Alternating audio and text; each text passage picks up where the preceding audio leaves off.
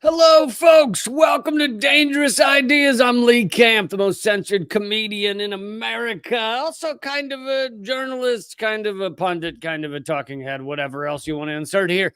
But thank you for joining me. America has gone full frontal piracy, just straight into piracy. And I know you're thinking, well, the United States is an empire. We've been doing that for since we started. The day they lifted up the flag and they were like, we're a country. That day, they were like, let's also steal their shit over there. So, yes, piracy in general has been going on from the American empire for a long time, or America before it was an empire as well. However, and even before it was really a country, before there were states, we were stealing. We were stealing people, humans, even before we were a country. They were just grabbing them up. So we were pirates. The United States was actually pirates before it was a country. We are old school pirates in that sense. But I'm talking about more recently, and I'm also talking about just straight up stealing resources from countries that we're not at war with and have no sort of sham economic deal with them. So yes, we steal all kinds of shit from all these countries using the IMF, the World Bank, 52 other ways we steal stuff from countries. But this is zero tricky economic deal with them, zero economic hitman situation, zero we're at war with you so we can just steal your shit.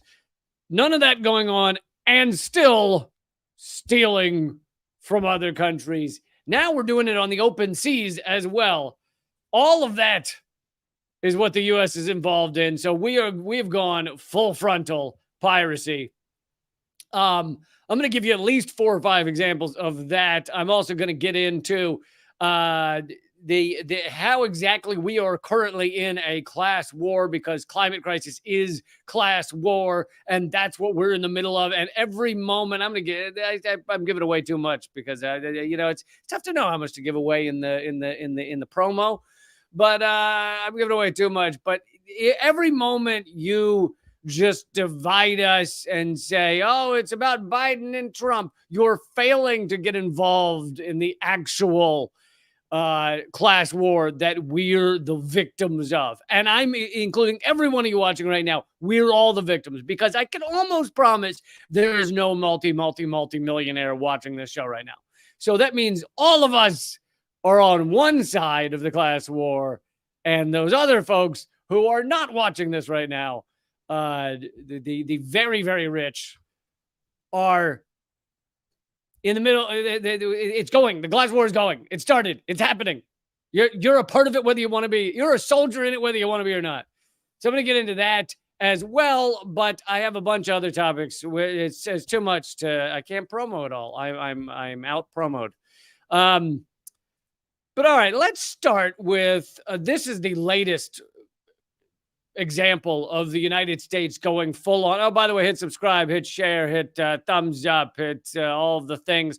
Please do share this. I'm incredibly suppressed. Anytime I have a video get even a few number of views, YouTube then punishes me for the next 3 weeks. Basically, they're like, you got past our algorithm, and they shut it all down. So I need you guys to help and share it and all that stuff. So thank you. All right, but this is the latest of our piracy. This from CNN. Even they are reporting this. The U.S. has seized nearly 1 million barrels of Iranian oil, and they have to throw in there allegedly bound for China to make it sound evil. But it doesn't really matter where it was bound. Also, there's the fact that we're not at war with China. I know if you have been fully indoctrinated into the bullshit U.S. propaganda, then you go, ooh, China bad. Even though everything that you buy is made in China. So the idea that something was bound for China, all your stuff is from China. So what are you bitching about? If stuff to and from China is evil, then you have an apartment filled with evil. Okay? So, but CNN throws that in there to make it seem evil and conniving. The U.S. government has seized This is, and by the way, seized is a light term for full on piracy. This is literally just pulling up to a boat and stealing their shit. The U.S. government seized nearly 1 million barrels of Iranian crude oil allegedly bound for China, according to a newly unsealed court documents and a statement released by the Department of Justice on Friday. Quote, this is the first ever, this is the DOJ, this is the first ever criminal resolution involving a company that violated sanctions by facilitating the illicit sale and transport of Iranian oil. That's from the Department of Justice. Now break down that sentence and think about it like an adult for a minute. This is a criminal resolution. So we've resolved a crime by stealing Iranian oil. You have made things right. Involving a company that violated sanctions. Well, what are sanctions? Well, it's the U.S. economic war on another country, and we do it to countries all the time. It doesn't mean that they're evil. Maybe the U.S. tries to make you feel like they're evil, but are you telling me everyone in Iran is evil? Every little person that you could ever meet in Iran? Because that's what sanctions harm, is every person in Iran. So these sanctions are made up rules that the U.S. has to try and harm other countries. There is no, the U.S. has sanctions on 30 some countries right now. So we're at economic war with 30 countries. Almost all of them we're not actually at war with. We're not actually at war with anyone because we never declare war anymore. I don't think we've declared a war since Vietnam. But we are not, most of those 30 some, we're also not in any type of military engagement with. And yet we have economic war against them. So sanctions are just made up rules by the United States, such as, hey, we don't like Iran and we want to harm Iran. And Iran is a large, powerful country, relatively speaking, in the Middle East. And we don't want them to be large and powerful and threaten us and threaten our petrodollar and threaten our control of the Middle East. So therefore, and threaten Israel. So therefore, we will enact economic war on them. We will make up rules such as Iran cannot ship their own oil to other countries. We've made up rules like that. So the crime they committed was shipping their own oil that, last I checked, was underneath their own feet to another country. Even if it is China, we're also not at war with China. So China should be allowed to import oil. And then it says, by facilitating the illicit sale. Illicit. Oh, it sounds so naughty. That's when you say illicit sale of oil, it sounds like a bunch of dudes were just straight up like fucking the oil barrels, like just dry humping, viciously dry humping the oil barrels. It was an illicit sale and transport of Iranian oil. So that whole statement, when you break it down, it's just like a straight up mafia statement. It's like, we decided they shouldn't be able to do business with these other people because we say so. And so when they did business with the other people, we stole their shit. And that was us enacting a criminal resolution to the situation that we created by saying they ain't allowed to do that shit. That's basically what this is. This is full on piracy. Stealing materials from other countries on the high seas. Okay, but that's just one example. There are multiple examples of the U.S. Here's one with Syria, which was the EU, hilariously the EU, maybe it was the UN. Yeah, I think it was the UN. The UN press rep that I played a few months ago was trying to claim that the U.S. had not invaded Syria. Because we say Russia invaded Ukraine because Russia's in Ukraine right now, right? And so the journalist in the front row says, well, so does that mean the U.S. has invaded Syria, is currently invading Syria? And the rep goes, oh, well, no, because there's no U.S. boots on the ground in Syria. And the guy's like, well, there was just a news report about a bombing in Syria that harmed U.S. military personnel. So in order for them to be harmed in a bombing in Syria, doesn't that mean there's US troops there? And which doesn't that make it an invasion? And the UN press secretary was like, short circuit. Okay, so let's see. Here's another example from Syria. Syria, this is a few months ago, I think. Oh no, this is just the other. This is today, actually. Syria has announced that the U.S. has stolen 115. Isn't it funny? I can't even keep the dates of our thefts straight. I'm just like, was this years ago? Oh no, this is today. Syria has announced that the U.S. has stolen $115 billion worth of oil so far. This is in a country where the combination of their war and that we also have been involved in funding and helping to continue, we've been very strongly involved.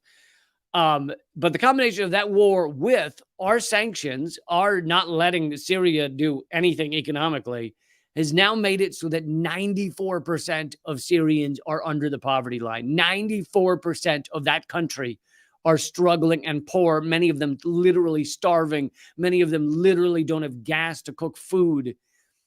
And at the same time, as we're doing that, we're stealing $115 billion of oil. Syria's announced that the U.S. has stolen $115 billion of oil, looting, waste, and burning of an estimated 341 million barrels worth of oil, including the theft of an average of between 100 and 130,000 barrels per day, recently increasing to 150,000 per day. The theft and wastage of some 60 million cubic meters of natural gas and 413,000 tons of domestic gas resources. Syria's foreign ministry has decided to remind the UN of U.S. crimes against the Syrian people, sending letters to the UN secretary and the Secretary Council president demanding action to put an end to Washington's piracy, is what it is. Fucking piracy. In a summary of the letter, the foreign ministry reminded the UN that the U.S. and its tools of terrorist organizations and militias continue to violate Syrian sovereignty and plunder the country's wealth and strategic resources. The illegal presence of American forces and the return of we demand an end to the illegal presence of American forces and the return of lands it occupies and the oil and gas fields of the Syrian state. So yet again, you have the United States just straight up stealing the resources of another country. And look, you don't have to, I don't give a fuck whether you love Syria, whether you love Assad. None of that matters in terms of America, the United States stealing the resources of a country that largely impacts, let's face it, the rich of Syria, which is a tiny number of people, but the rich of Syria, the rich of any of these countries that we do this kind of shit to, they don't really get harmed. They may lose a few million, but they're going to be fine. So who really gets harmed? The poor, the struggling, the fucking children, the elderly, the infirmed, all of those. That's who really gets hurt when the U.S. does this, when the U.S. steals materials and oil and money and everything from other countries, behaving as straight up world pirates. All right, let's go to another example. And this, yet again, this is a country we are not with Syria. At least you could argue we were at war with them. Now, we were at a war of our creation. We chose to go in there. We chose to bomb them. We created helped create the chemical weapon attacks that now we've seen 4 OPCW whistleblowers have said were not done by Assad. And then we use that as our red line in order to bomb and invade and steal their oil. But all of that being said, at least you go, well, we're at war with Syria. Okay, but we're not at war with Iran. We're not also at war with Venezuela, even though we have tried to coup Venezuela multiple times over the past 25 years. But all right, here's us the United States of piracy, straight up stealing from Venezuela as well. Holding Venezuela from last year, holding Venezuelan gold in the Bank of England is a robbery. President Maduro called the retention of Venezuelan gold deposited in its vaults at the Bank of England as an act of piracy and theft. The gold inside the Bank of England's vaults belongs to the Central Bank of Venezuela, Maduro said, adding that his administration will continue to protest against abuses, sanctions, and the seizure of Venezuelan assets abroad. The world must know that there is no legal certainty in London or in the Bank of England because any country can have its international reserves stolen at any time. There is no respect for the law, he stressed. And this zero respect for the law and stealing of gold in the Bank of England and other areas. We also stole billions of dollars from Russia, calling it sanctions. And it's been part of the reason that there's been such an acceleration of the growth of BRICS and the growth of those countries that want to get outside of the US dollar reserve currency, world reserve currency, and are moving past that. But still, this is straight up theft. And it's theft of a country that is struggling thanks to, wait for it, U.S. economic war on that country. Absolutely, Venezuela is struggling. They can't even, in many ways, they can't even refine their own oil. They're sitting on some of the biggest oil reserves in the world, and they can't even refine it to sell it because of our economic war against them. You have John Bolton, the former national security advisor to President Trump, but he's also played a role in multiple administrations, literally saying on television that it was going to be really good for the United States to get into Venezuela and get that oil. He admitted that on television because these criminals, and I mean both the Republican and Democratic Party, the oligarchy of this country, these criminals they're barely hiding their piracy. They're barely hiding their criminal acts any longer. They, they'll throw in a little, like to steal the gold from Venezuela. They created a bit of a nice theatrical play where they said, "Oh, the elections in Venezuela were rigged, and therefore we're naming Juan Guaido, a guy who has never even run for president in Venezuela, never had a single vote for him in his name in that country. We're naming him president of Venezuela." So they did that. Then the United States went on to steal billions of dollars of gold from Venezuela. Thank you, Minty Fresh, for the donation. That's fucking awesome. Really appreciate it. Holding Venezuela gold. So then they went on after naming Juan Guaido president, even though he was not, and everyone pretty much knows that now. They went on to steal all this gold from Venezuela. They also went on to steal the Venezuelan embassy. Hopefully, most of you remember that whole thing that went down where some really good friends of mine, and I was there a few days as well, occupied the Venezuelan embassy here in Washington, D.C. I'm in Baltimore, but this area in Washington, D.C., and occupied it at the request of the Venezuelan government. So those who were there at the request of the Venezuelan government. They were not stealing the embassy. The U.S. government was stealing the embassy from the actual legitimate government of Venezuela. And yet again, after all these years, it's been probably 4 years since that happened, maybe more. We see that who's the legitimate government of Venezuela? Fucking Maduro. Same guy as back then. So there you see it. It's not it's not Juan Guaido, is it?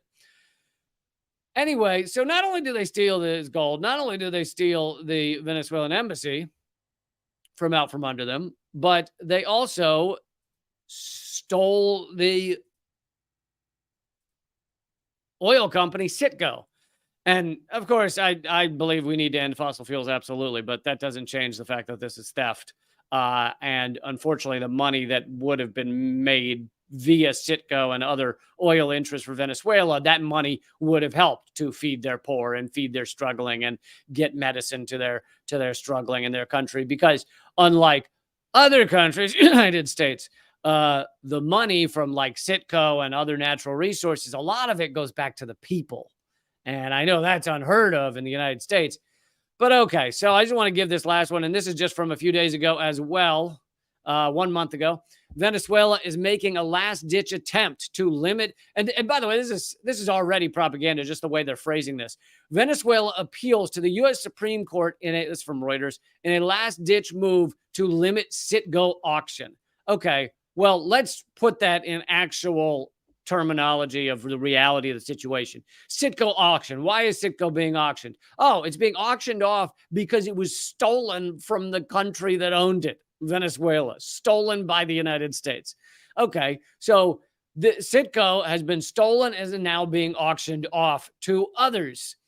And Venezuela is appealing to the U.S. Supreme Court as an attempt to get back the billions, I don't know the actual number, that are tied up in Citgo, the oil company. Because please, if you think that it's justified to steal Citgo from Venezuela, please name for me what it is that Venezuela did that deserves the theft of all their resources, of their oil, of their gold. What is it they did? I'm just, if there's any liberals who have accidentally stumbled onto this channel, or Republicans who accidentally stumbled onto this channel and you're watching right now, what is it that Venezuela did to us?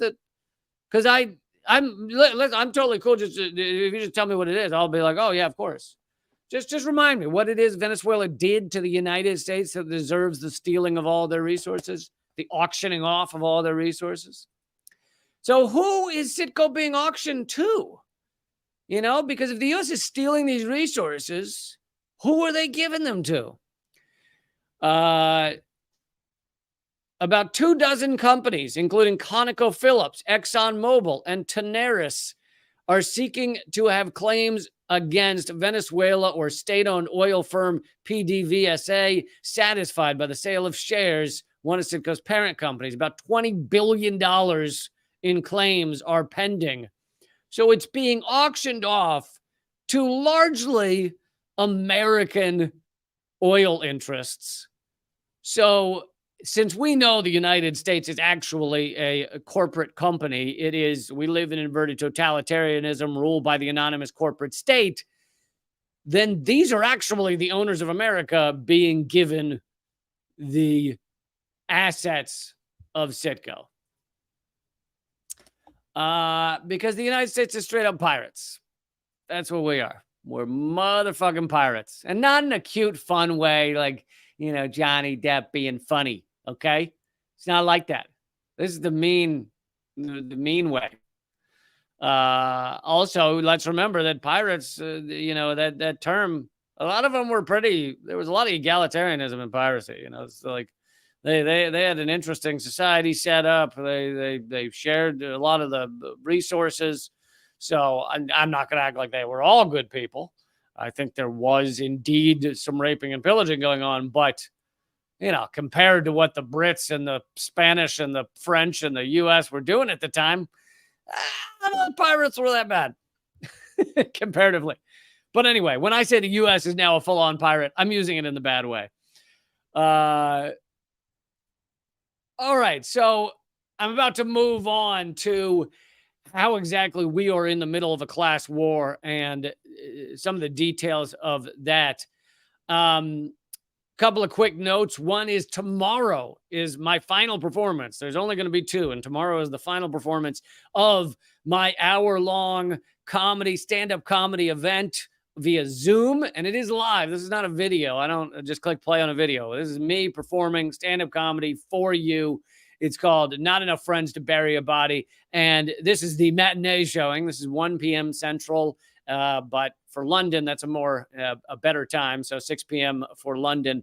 And you can get $5 tickets at leecamp.simpletix.com. You can also get them. It's the top link on my Twitter feed, twitter.com/LeeCamp. So, still tickets for that. And this is the only performance. I'm not putting the video, at least not the full video, up online. I might put some segments, but this is it. So if you want to be a part of that and join us, the last one was sold out. We had a fucking blast. And, I'll be doing a different hour next month. So this is the last performance. And I hope you will join me there for that. Should be a lot of fun tomorrow. Also, thank you to everybody who supports this show at Locals, leecamp.locals.com. Today, I will be doing an extra segment for those of you at Locals a little after the hour. I will be doing a segment on Brianna Joy Gray's breakdown of the Jimmy Dore Cornel West debate, I guess you could call it. Brianna Joy Gray really broke it down well, but I think there's a lot of important notes to be had about what it is that we stand for as we fight for a better world, as we fight for equality, as we fight for justice. A lot of important points to be made on that. And I'll be breaking that down for Locals members. That's leecamp.locals.com. But that'll come later. So right now, let's get into how we're in a class war. And here's the thing. Thank you, Sherry, for the donation. You rock. Fucking love you all. But so most of you know the climate crisis is heating up, both literally, but also in terms of the number of climate events that we're seeing. And many of these are not something you can get over easily. They're not a little flood. They're not a few days of drought. This is video from just the other day in Greece, where it's just such devastation. I mean, whole areas of farmland are just underwater. Many believe these may become, as rainfall continues, these may become somewhat permanent lakes, which of course takes away farmland. The entire ecosystem is changing, and it's changing in the span of a few years. Greece is just one example of what's going on. And don't worry, I'm getting to the part where this is class war. But Greece is just one example. I know this is also going on. Huge flooding in Hong Kong, Libya. I believe they've already said that maybe thousands are dead from the flooding in Libya. Just huge events. Hurricane Lee, which thank you. I worked hard on that. Hurricane Lee is still massive and in the Atlantic Ocean. And it has been last I checked. I mean, I haven't checked it in a day, so I don't know if something's changed. But last I checked, it was going back and forth between Category 5 and Category 2. 5 being the highest, and there's only been 40 Category 5 storms in the Atlantic since 1924, and one of them is this Hurricane Lee. Now it might be down to Category 2 now. Again, I haven't checked that one recently, but. So, okay, you're seeing all these, and of course, fire events and drought events and everything. Just to remind everyone, we're going to see millions, and we already are seeing millions of climate refugees. This is World Refugee Day. This is just a couple months ago. They said that climate crisis is forcing people to abandon their homes. According to the UN High Commissioner for Refugees, around 21.5 million people have been forcibly displaced by weather-related events since 2008. All right, so we already, since 2008, have 21 million people, and that will go into the billions in coming years. Not only will we see a billion or more refugees, but as I covered the other day, we're also likely going to see 1 billion people are on track to die from climate crisis. That's coming from a new scientific review of 180 articles. So these are generally, if those of you are wondering, where these numbers come from and how reliable they are, generally the most reliable numbers are ones that are taking other studies, a large number of other studies, and putting them together into a single analysis, because then you're evening out. You're kicking out the study that was, too much, that said, 2 billion are going to die. And you're kicking out the studies that said, hey, no one are going to die. And you take what is the kind of consensus of a large number of scientific articles, and they took 180 different articles on the human death rate of climate change, and they found that we are on path for 1 billion people to die in the coming years from climate crisis, which of course is unprecedented in terms of global death. Okay, so all of that is going on.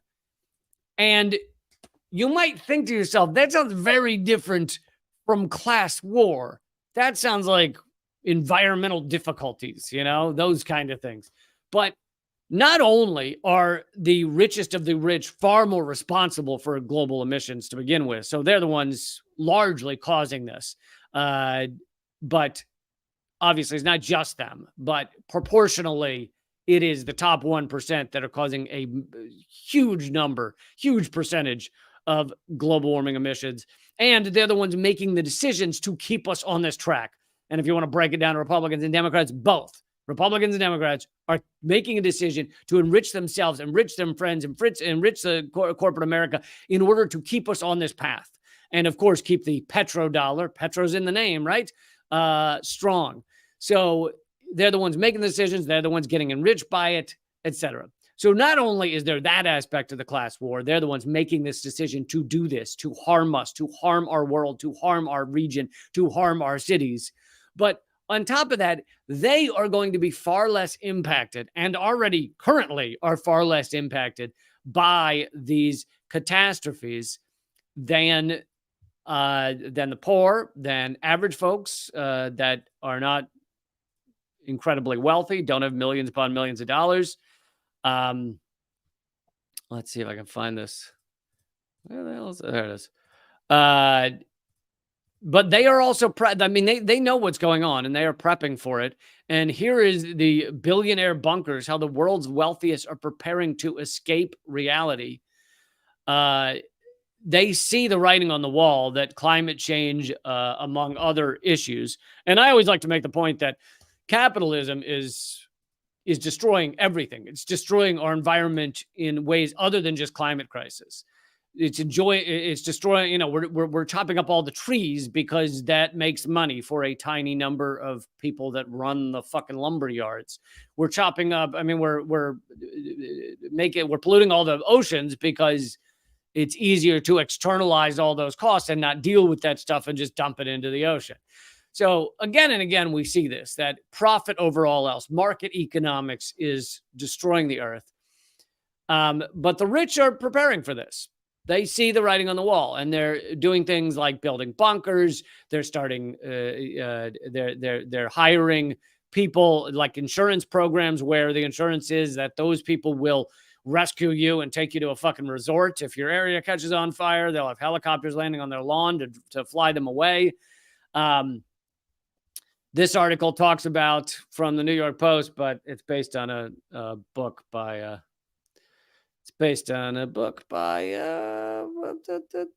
Douglas Rushkoff. Sorry. J.C. Cole has founded Safe Haven Farms, a maximum security compound to ride out the next pandemic or climate change disaster. And those who can afford to join him will also have a shot of survival. But the price tag isn't cheap. A $3 million investment in his startup isn't about getting admission. Members also isn't just about getting admission. Members also get a stake in a potentially profitable network. But that's just one example of these escape systems that the billionaires are setting up. Here is another one that is not framed as an escape system, but is clearly somewhat connected to that. This is billionaires in California are envisioning a new utopian city to replace what they've ruined. The New York Times, in a series of reports in late August 2023, revealed that a small group of white male billionaires, a who's who of Silicon Valley, has been secretly buying up thousands of acres of rural land in Northern California's Solano County since 2017 to build a city from the ground up. Now, of course, some of the aspects of that city will be that it's defensible in case they need to defend their utopia that they've escaped to. It has water supplies in case you end up in a drought, which California's seen a lot of drought in certain areas. But they'll have their own water supplies, I'm sure, ready to go to get them to keep them going for months, if not years. Their own food supplies, their own probably their own firefighting department to deal with fires. All of those things to basically protect them from the reality that they're creating and leading us into. And this is like the fucking definition of class war. This is billionaires protecting themselves from the world they're creating for all of us. So I don't care if you claim to be a Republican, if you claim to be a Democrat, if you claim to be a socialist, a Marxist, if you claim to be a libertarian, if you claim to be any of these things, it doesn't fucking matter. You ain't on their team unless you got $1 billion. If you got $1 billion and you're watching this, then thank you for watching, but you've shut up to the wrong place. So we can sit here and bicker about Trump's better, Biden's better, this fucking reality show that they've given us of we're literally debating over which oligarch you like better, which racist, corporatist, war criminal, sexual assaulter, fucking mentally declined oligarch you like better. Let's sit here and have that debate. That sounds like a real important thing for you and me to do right now, to fight over that. It really does. Or does that sound like you're fighting over which one of the real housewives of gobbledygook that is the best, and you think that's going to change things? You know, which one's the worst? You think that's going to change things? Which one of the real housewives? We're watching a reality show that you have no impact over it. And which one of those housewives you pick as being the worst, you're not going to have an impact over it. So not only is it a fucking theater, it's theatrical bullshit designed to distract you from the reality that our environment is collapsing around us and that we're in a class war. And it's doing a great job. I mean, most of America is caught up in that reality show. But not only is it a reality show, but on top of that, you don't impact it. They don't give a shit about you. Your vote doesn't matter. And if it did, it's a rigged voting system anyway. And of course, the 2014 Princeton study that really tells you everything you need to know. It's at the heart of all of this bickering about electoral politics. 2014 Princeton study found that the U.S., the average American, meaning the non-rich, have 0% impact on political issues. The only things that ever get done is what corporate America wants. 0%. Like, doesn't even register on the scale. So fucking stop wasting your time and debating over that shit. And the reason if we really, I'm trying to get us to discuss things beyond just electoral politics, but just one final comment on it. The reason I do support people like Cornel West or the PSL candidates that have just announced that I'm going to be interviewing next week. The reason I do support them or have them on to talk about their issues is because of the issues, because that's what we should be talking about. We should be talking about that stuff. So even if they lose, which, I feel like this system might be rigged against third parties. Even if they lose, I feel like they have a platform that is important and they can say important things. And that's why I endorse I endorse PSL candidates. I Claudia de la Cruz. I endorse Cornel West, and I endorse the rock I found in my yard, the grayish brown rock I found in my yard that's also running for president 2024. And he would do no harm. He would do no harm at all. He would just sit there, not pushing any buttons. He'd be like Mitch McConnell when he's frozen. And you'll notice Mitch McConnell did zero harm while he was frozen. Like, that is the best case scenario for Mitch McConnell. So, yeah, yardrock2024.com if you want to learn more about the issues on Yard Rock. But back to this. They're building their own city here, which was also covered in the New York Times. So don't think this is some loopy conspiracy idea. The idea originated with a young Czech-born billionaire and former Goldman Sachs trader named Jan Schramek. Or I suppose it could be Jan, but probably Jan. At 36, Schramek has succeeded in charming fellow billionaires into this mysterious project. And for the longest time, no one could figure out who was buying up all the land in this county, this pastoral county in California. No one could figure out where it was going.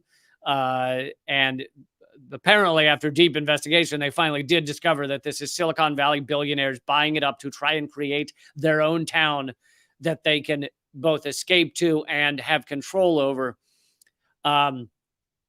What he and his rich friends want is to transform the Bay Area's poorest county into a bustling, cultured, walkable metropolis running on green energy and self-driving cars. I don't have a problem with green energy, but with thousands of well-paid jobs. Yeah, throw the jobs in there.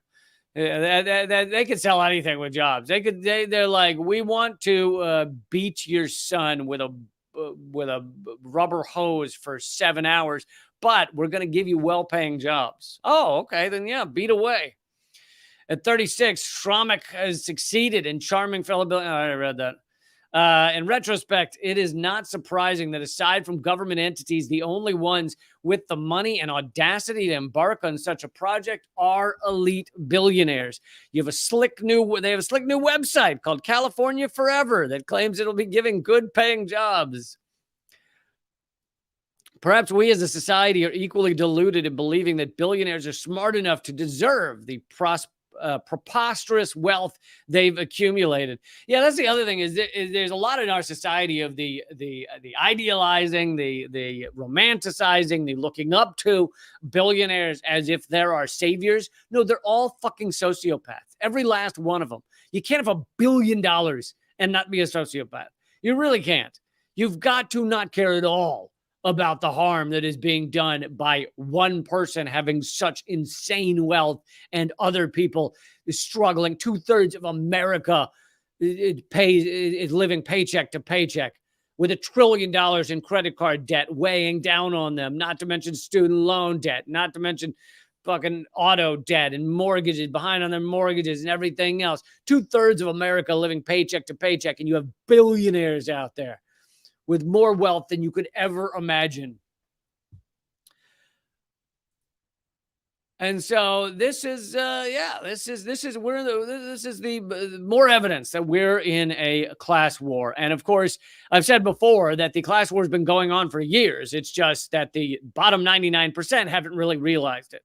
We've sat around thinking, that we should fight on this issue or this issue, but we haven't understand the umbrella fight that we're in there, which sounds kind of cute if you were fighting with umbrellas, but no, I mean the overarching fight that we're in which all of the money is slowly being extracted to the richest, so much so that we now literally it's become vampiric. The U.S. is the number one exporter of paid blood, because in most countries it's illegal to pay people for blood, but in the US it's not. And 94% of blood comes from the United States, blood and blood plasma, because poor people literally go in and give blood for $25 or $30, sometimes $75. But you can look up I've covered this before, and the U.S. has become a vampiric state, literally sucking the blood of the poor. I like it how literal we've decided to make things, such as yesterday, I covered the literal. Someone told me it should be pronounced littoral combat ship. No, that first of all, that ruins all of my jokes about it being a literal combat ship and being a ship and being a literal pile of shit. Ruins all my jokes. So it's got to be pronounced literal. But you, in your head, you can pronounce it littoral if you'd like.